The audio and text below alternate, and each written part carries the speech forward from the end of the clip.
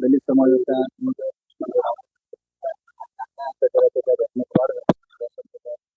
काय भूमिका काय आहे उमरीचं जे प्रकरण आहे त्यात अनुसूचित जातीच्या बौद्ध समाजाच्या महिलेचं जे हत्याकांड झालंय ते दडपण्याचा प्रयत्न होतोय. तिच्या मुलाचा कसलाही कोणत्याही गुन्ह्यात रोल नसताना त्या बिचारीला वाटलं की गावाचं वातावरण दूषित झालंय म्हणून ती तिच्या बहिणीकडं मुलाला घेऊन चालली होती आणि 7:30च्या दरम्यान उमरी फाट्यावर या जातीय गावगुंडांनी त्याच्यामध्ये उमरीचा सरपंच पती हा मुख्य आरोपी आहे, यांनी त्या मुलाला घेरून मारहाण सुरू केली आणि आपल्याला लेकराला वाचवण्यासाठी ती बिचारी माऊली त्याच्या अंगावर पडून गयावया करत होती. परंतु या निर्दयी जातीय गुंडांना कसली दया आली नाही. उलट तिला एवढा जबर मार दिला की ती पडून तिच्या डोक्याला मार लागून काही दिवसात ती दगावली. तिचा हत्याकांड केलेलं आहे आणि त्या घटनेची FIR पोलीस स्टेशनला नोंद असून सुद्धा आज 8 दिवस झालं त्यात 302चं कलम वाढवलं जात नाही. हा कुणाचा दबाव आहे?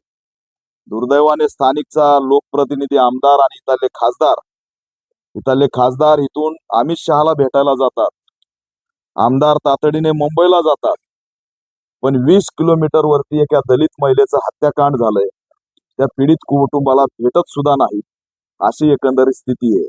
त्याच्यामुळे हे प्रकरण एवढं गंभीर आहे की त्याला आम्ही जी काही आज सगळी माहिती घेतली यातून शिक्षण झालेल्या तरुणांचं आयुष्य बर्बाद करण्याचा प्लॅन होता.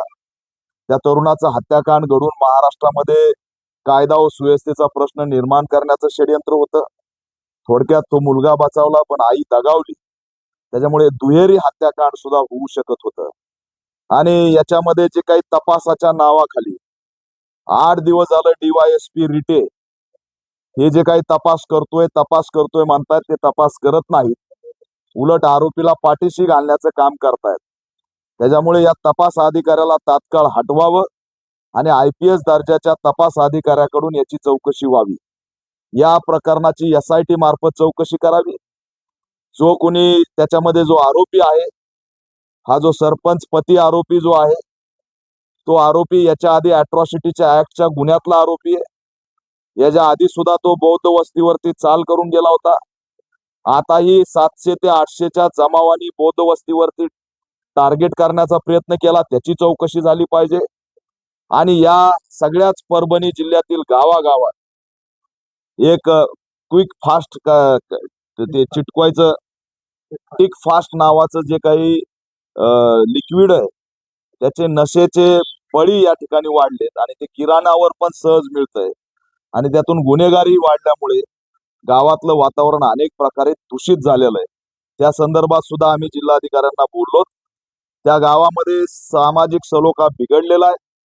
जिल्हाधिकारी आणि SP तात्काळ दोघांच्या नेतृत्वात त्या ठिकाणी शांतता कमिटीची बैठक घेतली पाहिजे. अवैध धंदे बंद केले पाहिजेत. मी त्या पोलिसांचं अभिनंदन करतो. कोणतं पोलीस स्टेशन आहे? दैठाणा पोलीस स्टेशनच्या एक मॅडम आहे, त्यांचं नाव सोनेत मॅडम आहेत. त्यांच्यावरती या सरपंचांनी दबाव आणला होता की जे काही तलवार हातात घेतलेले 4 मुलं दिसत आहेत, त्याच्या व्यतिरिक्त शिकणारे 12 मुलं त्याच्यात ऍड करा.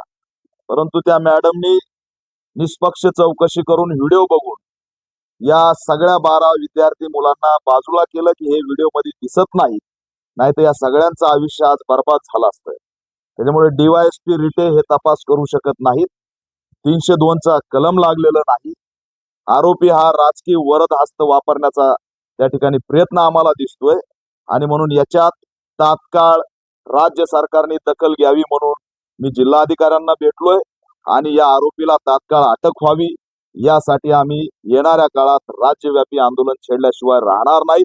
पीडित कुटुंबाला पोलीस संरक्षण द्यावं, आरोपीला मोका लावावा, SIT त्या ठिकाणी लागू करावी आणि SPनी स्वतः IPS दर्जाचे असल्यामुळे या प्रकरणाची सखोल आधुनिकपणे तपास करावा. लक्षात घ्या, 8 दिवस झालं DYSP रिटेनना त्या घटनास्थळी किती लोकेशन ऍक्टिव्ह होते हेच जर समजत नसेल तर त्यांची मानसिकता तपास करायची नाहीये, तर ही घटना दडपण्याची आहे.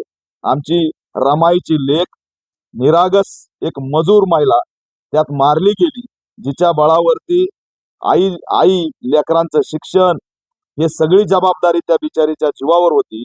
म्हणून तिचं हत्याकांड हे क्रूरपणे झालेलं आहे. याची दखल राज्य सरकारने घ्यावी. मी समाज कल्याण आयुक्तांना बोललोय, त्यांना सुद्धा तातडीने मदतीसाठीची मी मागणी केली आणि याच्यामध्ये तात्काळ ज्या पीडित कुटुंबातील एका सदस्याला शासकीय नोकरी आणि 25 लाखाची मदत झाली पाहिजे, ही सुद्धा मागणी घेऊन येणाऱ्या काळात जर आरोपीला पाठीशी घालण्याचा प्रयत्न केला तर परभणी सहित महाराष्ट्रभर या छाया मस्कीताईसाठी जन आंदोलन उभा केल्याशिवाय, रस्त्यावर उतरल्याशिवाय आम्ही शांत बसणार नाही.